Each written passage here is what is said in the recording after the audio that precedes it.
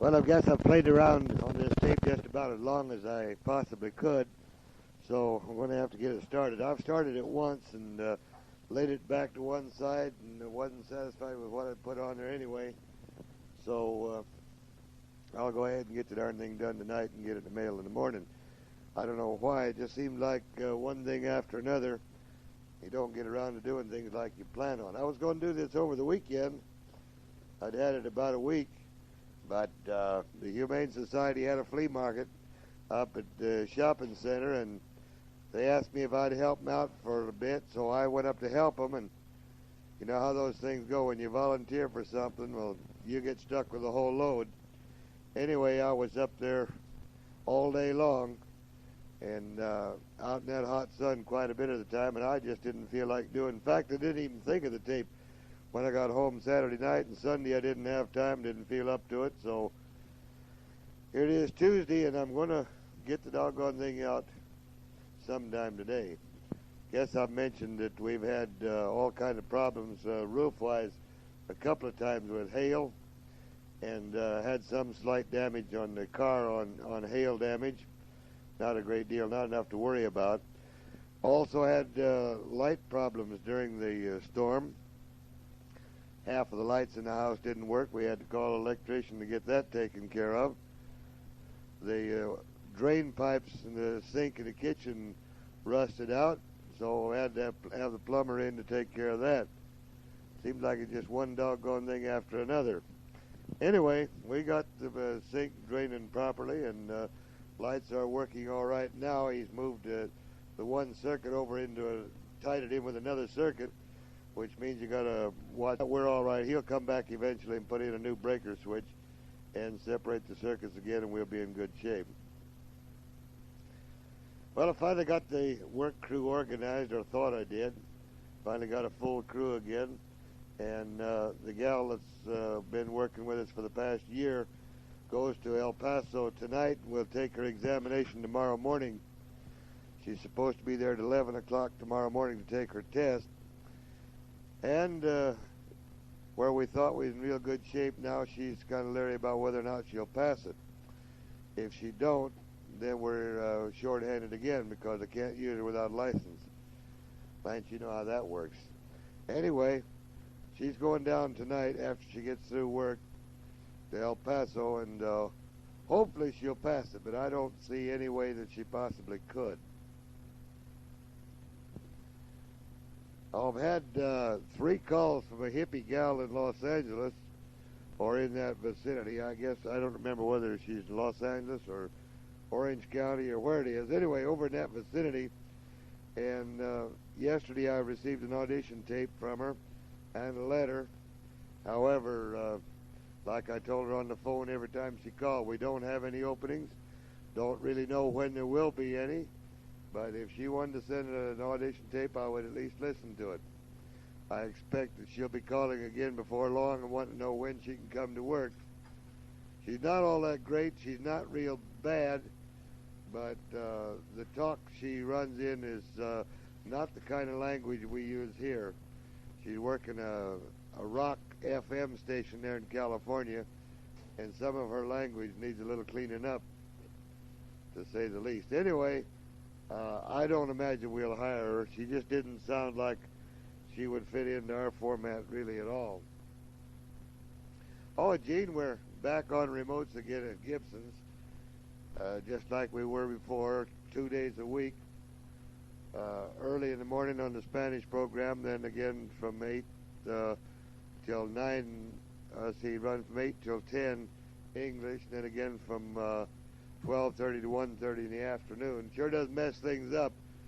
Seems so nice that we'd rocked along for about a year without any remotes out there, and now all of a sudden we've got them again. So far I've been pretty lucky, though. I haven't got involved in any of them because they're on Wednesday and Saturday. Saturday's my day off. I don't have to bother with them then.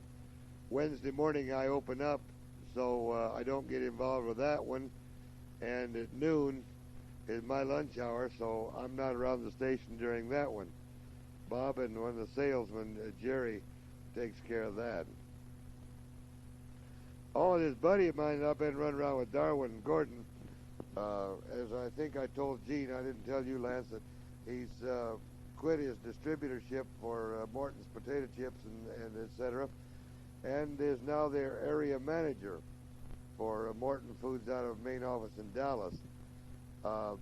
He first took the job as area manager for, he had all of southern New Mexico, but the area manager for the northern half of New Mexico quit, and so far Darwin's been the big cheese for the entire state, and it sure does keep him running.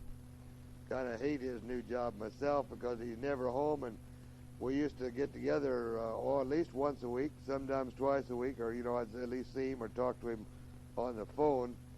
Anyway, he spent about 8 weeks up in Rio Dosa, up in the mountains. Guy quit on the route up there, and he had to go up and run that until he could find a new guy to take it over. He found an old guy, a retired guy in his 60s, and I don't know how the guy's going to work out. Anyway, the guy has been running it for the last 2 or 3 weeks. And Darwin then, when he left there, the next 3 weeks he spent in Albuquerque while one of the distributors was on a vacation. He had to spend 1 week up there learning the route so he could fill in while the guy was gone, and in the 2 weeks the guy was on. Now he's in Hobbs, and he checked out. One guy over there quit. I think the company quit him because he owed the company too much money.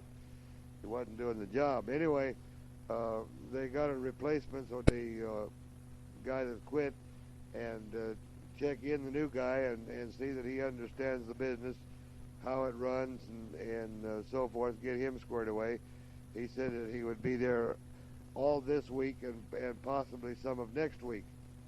He has to go to Dallas this weekend, pick up a van that he'll be using. The company provides him with transportation, and right now he's got a 75 Ford station wagon, and the darn thing is worn out. He's had to buy tires for it, and he won't buy new tires because he said they were going to trade the car in. So he's bought, I guess, at least 3 or possibly 4 used tires, and I guess that's what we're going to have to go to Dallas in. Anyway, we're supposed to pick up, I guess it's either a 76 or 77 van there in Dallas and bring it back. That's what he'll be using. Don't know yet whether we'll have much time to look around Dallas. Probably we'll have some time. May even have time to call Errol and his wife while we're over there. Don't really know for sure whether we'll have that time. I may call him and may even get a chance to see him, and then again, I may not. I just don't know. Well, Norma says there's something to eat, so we'll stop and put on the feedback and then get back to this. Guess I just go get my little bit in here and give Ed a rest. I don't have too much going. Of course, this time of year the yard work starts, so I'm pretty involved with watering. When we run up in the high 90s every day, it seems like it dries out pretty fast. I know some of you, especially Mary and Lance, it seems, have done quite a bit of...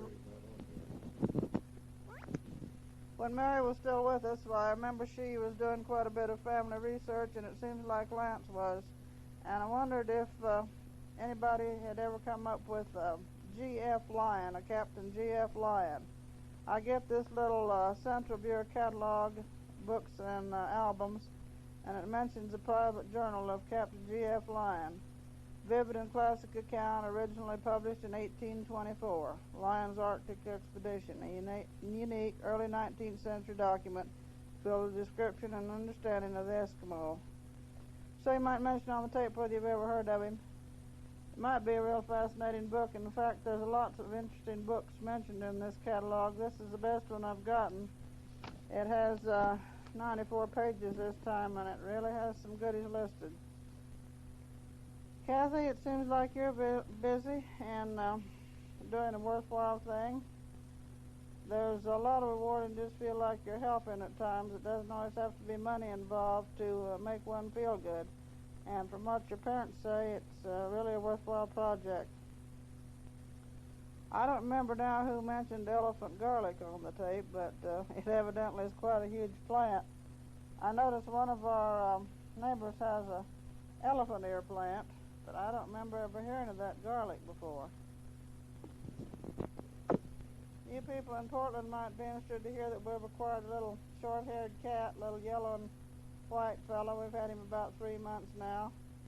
Ed chose the name Tex. I couldn't seem to find any suitable name, so I think that's as good as any. He's really a lively little guy. keeps something going a lot of the time. I guess he's kind of like a little kid. He's not always a pleasure, but he is a lot of company.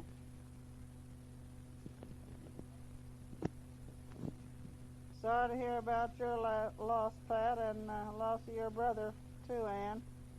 I don't believe I ever knew your brother at all, Ann. Seems to me that...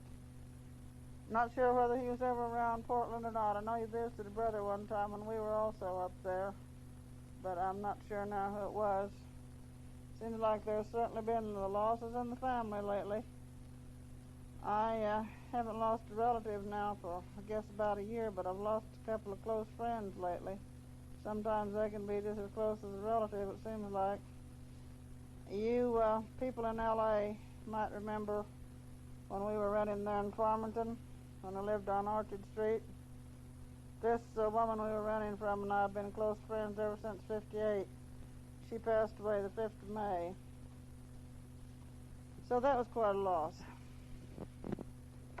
Our rhubarb's looking real well so far. We haven't bothered the eating part any. I had a little bit of bug problem, but I've seemingly got those pretty well cleared out for a while anyway. So I guess that's a pleasant thought for Ed anyway. We should get 2 or 3 pies out of it during the summer if I can keep everything progressing like it is now. We seem to be running real heavy on catalogs lately. Of course, we've always gotten a few, but some days we'll get 3 or 4 catalogs. I don't know. I mentioned it to our postman on the increase, and he said it seems like everybody's getting more, so I don't know what it is. I don't really care for most of them except this little Central Bureau, but it's really a wish book if there ever was one. I imagine we've mentioned on the last tape that Tom and family plan to be here around the 1st of July. They want to do some visiting around the state. Kathy has a sister at Las Cruces. I don't know exactly what else they plan to do, but anyway, Michelle will be here with us several days, so we'll finally get to see a little of her grandchild again, looks like. There should be some interesting places for her here. As far as I know, she's never been to the caverns, and of course we have several interesting things going over at the river, especially so for kids. She is quite a little bookworm and did have her favorite TV shows. We did some coloring and puzzle work together the last time she was here, so I think we can probably keep everything going along pretty well. She's quite an intelligent, interested little girl in what's going on in the world, so she's really a pleasure to have around. We acquired a new McDonald's, and a Taco Bell restaurant is partly completed. There's gossip we're supposed to get a new restaurant downtown in the downstairs section of what used to be the City Hall, and then there's supposed to be another restaurant. I haven't gotten any information on the name of it or where it's to be. I guess we're like most towns. We're certainly getting a run on groceries and restaurants, but everybody seems to be doing pretty well, so I guess it's all right. Well, it might be after I pass this back I'll think of something worth saying, but I don't seem to have anything else on mind right now, so bye till next time. Well, I've taken time out for a bite to eat and talked Norma into putting her little bit on the tape. Looks like it's going to be up to me to go ahead and finish this thing out. I don't really have a heck of a lot to talk about. Don't even know what I was talking about before I took time out to eat. I know I told you that I was going to go to Dallas with this friend of mine, Darwin. Sure wish he could spend more of his time here at home, at least on weekends. Kind of miss that running around with him. Last time we went to El Paso was, it's well over a month ago, and really didn't do a heck of a lot of anything while we was there except go to the shopping center and browse through music stores and bookstores and knick-knack shops and stuff like that. We didn't buy a heck of a lot of anything. Did spend the entire day. I think we left here about 7 o'clock in the morning, maybe 6 o'clock. I don't remember now when we left, but we didn't get home until around 9 o'clock at night. So we had a pretty full day and was real tired when we did get back. Imagine this is going to be a real tiring trip going to Dallas, too, if we have to drive over there the slow speed like this 55-mile-an-hour speed limit. However, this guy that I run around with, he don't exactly adhere to that 55-mile-an-hour speed limit. It seems like every time we get out or on the road, he gets an awful heavy foot. But I let him do the driving, and so far he's never had a ticket while I was with him. We've been stopped a couple of times, but so far we've never had a ticket. Oh, I had a couple of letters from Clara in the last month or so, and she, of course, wanted me to come up north for the family picnic, and I still hadn't decided just exactly what I'm going to do. With me, rather than going up there and doing like we did last time I was up there, I would much rather sit down at the table with just the 6 of us and have it. Would be a lot better than to go up there with 50 to 100 people around that you don't know and may never see again, and try to visit with anybody.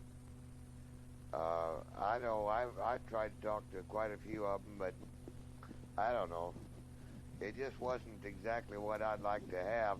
And I mentioned that to Clara, and she was wondering if it would be possible for the family to maybe, for the 6 of us, if we could get together on a Saturday, maybe before the picnic, and have 2 or 3 meals together, spend the whole day together.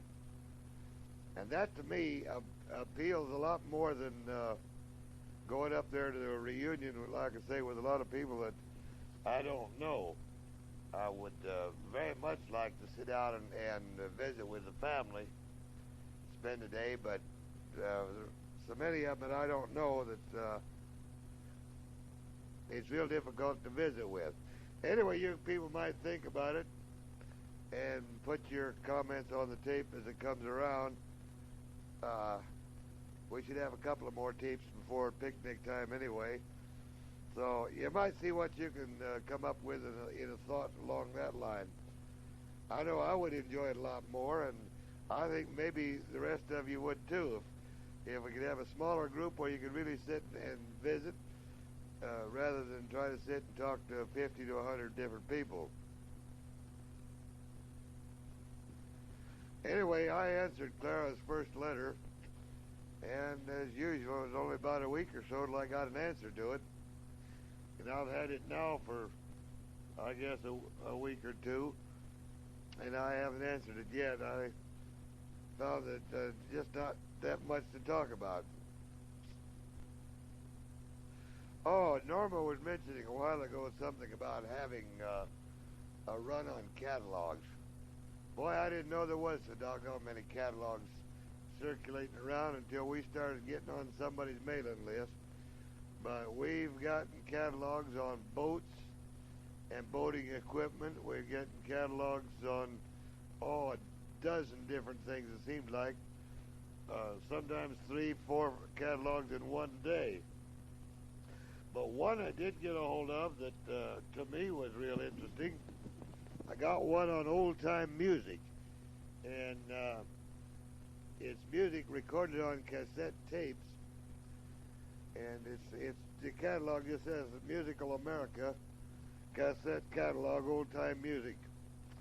Now you can get recordings from major collection of historic phonograph records on convenient cassette. Whether you're interested in nostalgia, memories, or just a good tune to whistle, you'll find many of your favorites in this comprehensive catalog. The old-time music never sounded so good. Now this is out of New Jersey, Barrington, New Jersey. I bought some of their tapes all back 2 or 3 years ago. Don't recall just offhand. I remember I bought one of the Two Black Crows. It was cassette number 10. They have them all numbered. But I noticed the letter that came with this catalog this time says that number 10 is no longer available. And the reason it's not, they've acquired some more of the Two Black Crows. So let me read you this one little paragraph. Said, let's quickly tell about the new cassettes. Addition to my record collection have made it possible to do a better job on two of our comedy subjects that many of you have enjoyed. For instance, I've been able to obtain every record ever released by Moran and Mack, better known as the Two Black Crows. So cassette number 78 will have the complete collection of it. Some of them are quite rare and all in mint condition. Cassette number 78 will replace the old number 10, which had part of the collection. Spike Jones is also a subject for a new cassette, number 83. This one, called Spike Jones and His City Slickers, will replace the old number 11. A new cassette is exclusively of Spike Jones, includes many zany music depreciation lectures by Spike telling how they made their Dance of the Hours. And 9 is a favorite vocal group from the late 20s, the Revelers, known on some record labels as the Singing Sophomores or the Merrymakers. Some of their numbers bubble over with typical 1920 razzmatazz and that type. Number 80 is the great jazz pioneers, Jelly Roll Morton and so forth. Anyway, I think I might order that new new tape of the Two Black Crows. I bought number 10, the one it, but it had some other stuff that I wasn't interested in, things that I wasn't too familiar with. I also bought let's see, what was it, number 68 I bought, which was entitled A Folk and Mountain Ballad sung by Vernon Dalhart, 1924 to 1927. And it has, Gene, I don't know if I ever told you about this or not, it has some of the old ballads, such as the Prisoner's Song and, let's see, the Prisoner's Song, Wreck of the Old 97, The Baggage Coach Ahead, Rosewood Casket, Golden Slippers, and others like that. Anyway, I bought that back quite a long time ago. I also bought number 72, which is old-time country music, a medley of old-time greats from 1927 to 1950. And as you know, in 1950 there was no old-time greats. Anyway, this particular tape included Jimmy Rogers, Ernest Stoneman, Mac McClintock, Vernon Dalhart, Carson Robinson, Frank and Jesse McCravey, Eddie Arnold, and Woody Guthrie. There's 21 songs on it, like Blue Mountain Home, Railroading on the Great Divide, Chewing Gum, In the Jailhouse Now, Blue Yodel, Old Missouri Moon, Big Rock Candy Mountain, Frankie Johnny, Those Brown Eyes, and several others. It's kind of an interesting catalog. They list them by number in this book form catalog, and it's broken down into different types. Musical America is a half century of American musical culture. 12 cassettes in an unusual series of giving a musical history of half a century of America, from 1900 through 1950.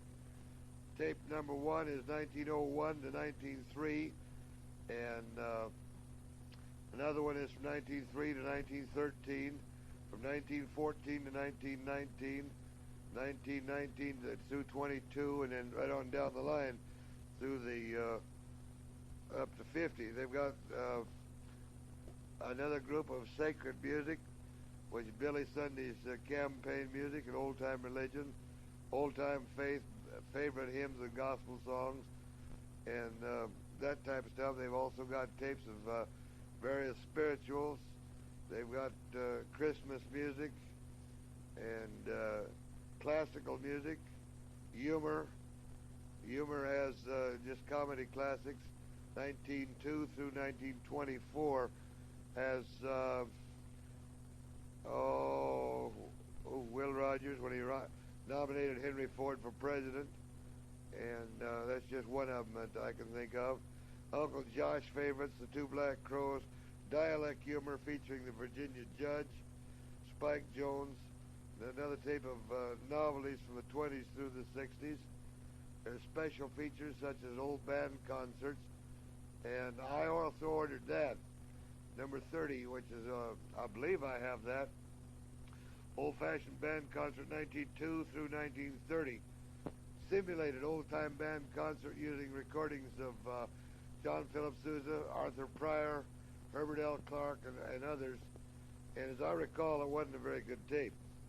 In fact, I bought an album of John Philip Sousa directing his own band, and it leaves a lot to be desired. Under these special features, they also have music of World War I, World War II and its music, old-fashioned parlor instrumentals, happy sounds of ragtime. They've got music of Al Jolson's, 2 or 3 tapes of him, one of Sir Harry Lauder favorites, and Jesse Crawford at the Wurlitzer organ, sound of the big bands. They've got Red Nichols and his Pennies, train sounds, adventures in history of into the phonograph history. Henry Burr with good old songs, and I'm not going to go through all of it, but some old-time harmony type tunes. It's kind of interesting to thumb through, and like I say, I've bought 3 or 4 of them, and I may order 1 or 2 more. They're not exactly what you'd call cheap, being about, I think it was $5 a tape. It's some stuff that you'll never be able to get a hold of again, and to me it's real interesting, so I probably will go ahead and buy 1 or 2 more of them. Boy, it don't seem possible, and here it is well into the month of June. It seemed like just a short while ago it was January, and an old fat boy from Los Angeles was over this way. Didn't stay very long, but he was here for a while. Still don't have the new roof on my house. As I told you, we had one roof put on last October, and I'm supposed to have another one. And believe me, it's going to get expensive if I have to keep putting a roof on here every 3 to 6 months. Sure don't like it. Also didn't like the fact that my car took a beating in this last hailstorm. Not real bad, but it's pitted fairly well all over, kind of polka dotted in spots on the hood and on the top, also on the trunk, but not hurting me near as much as some of the newer cars that I've seen around town. There's been quite a few new ones. I saw one yesterday. Norma and I stopped to look at one just for the heck of it. It was for sale. It was a 76 Chrysler Cordova. Real nice looking car, but it had a broken windshield and pits all over the top and the trunk and on the hood, and pretty well damaged. They had discounted it $1,000 to see if they could sell it as is. However, he told me that if they didn't sell it right away, that they would put it in his shop and iron the kinks out of it, put a new windshield in it, and then raise the price up $1,000 and sell it that way. Sure, a pretty car, but it's way too big for me. And it's sat real comfortable. We sat in it, but it's not what I would want. I wouldn't mind having a car a little bit bigger than I've got, and a few years newer, but I don't really need one, so probably will wind up keeping just what I got. Everybody gets the bug. Old fat boy knows that. When he was over here, we went out and looked at a couple of cars, and I didn't buy one of them. I still haven't bought one. I still look at them once in a while and kind of drool a little bit when I see something that I really like, but I'll probably wind up keeping the old one and running it as long as it'll run. For some strange reason, Carlsbad has been growing quite a bit here in the last year. Maybe some of these people know something that the rest of us don't know, but we've had quite a growth, not only of people moving into town, but new businesses coming in. There's been new groceries coming in, new restaurants, and hamburger shops.